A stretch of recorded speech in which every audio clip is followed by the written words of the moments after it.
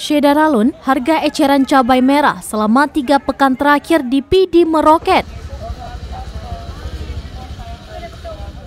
Dari yang sebelumnya Rp60.000 per kilogram, kini ke angka Rp110.000 per kilogram.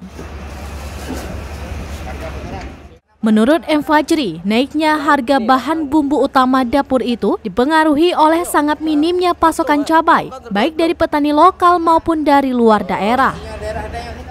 Aksesnya mempengaruhi harga yang jauh melambung tinggi. Diakuinya, selama ini transaksi berbagai jenis bahan baku bumbu dapur relatif sepi dan harganya sempat turun tipis Rp100.000 per kilogram.